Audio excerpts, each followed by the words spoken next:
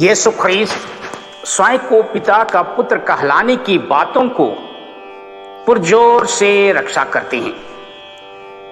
वे भजन स्तोत्र अध्याय 82 पद संख्या 6 को उद्धृत करते हुए कहते हैं, तुम देवता हो, सब के सब सर्वोच्च ईश्वर के पुत्र हो। यीशु आगे कहते हैं, यदि धर्म ग्रंथ मनुष्य की तरह बोल सकता है तो वह अपने को पिता ईश्वर का पुत्र क्यों नहीं कह सकेगा। यहूदी लोग उस पर ईश निंदक का पुरजोर आरोप लगाते हैं। सुसमाचार का अंश यीशु के सांसारिक अस्तित्व और दैवीय पहचान की विभिन्नता को प्रकाशित करता है। यद्यपि उनकी शिक्षा, समाधान और चंगाई ईश्वरीय स्वभाव को दर्शाता है, लेकिन बहुत से लोग उस पर विश्वास नहीं कर पाए। हमें भी उनके वचन और कर्म विश्वास करने से चुनौती प्रस्तुत करता है कि वे पूर्णतः ईश्वर और पूर्णतः मनुष्य हैं। आइए एडिमा से आज का सुसमाचार को सुने।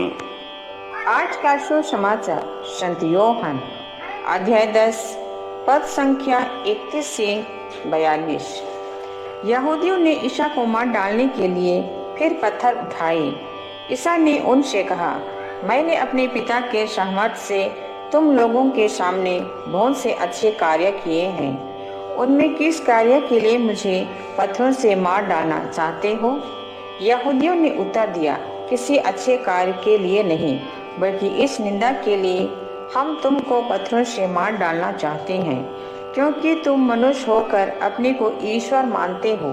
ईसा ने कहा, क्या तुम लोगों की संहिता में यह नहीं लिखा है? मैंने कहा, तुम देवता हो जिनको ईश्वर का संदेश दिया गया था। यदि संहिता ने उनको देवता कहा और धर्मग्रंथ की बात टाल नहीं सकती, तो जिसे पिता ने अधिकार प्रदान कर संसार में भेजा है, उससे तुम लोग यह कैसे कहते हो कि तुम इस निंदा करते हो? क्योंकि मैंने कहा, मैं ईश्वर का पुत्र हूँ।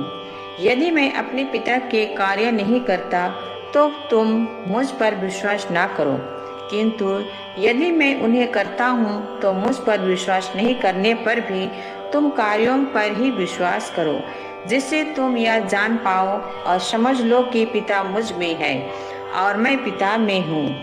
इस पर उन्होंने फिर ईसा को गिरफ्तार करने का प्रयत्न किया, परंतु वे उनके हाथ से निकल गए।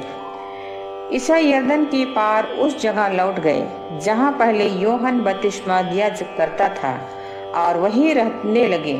बहुत से लोग उनके पास आए। वे कहते थे, योहन ने तो कोई चमत्कार नहीं दिखाया, परंतु उसने इनके विषय में जो कुछ कहा वह सब सच निकला, और वहां से लोगों ने उनमें विश्वास किया।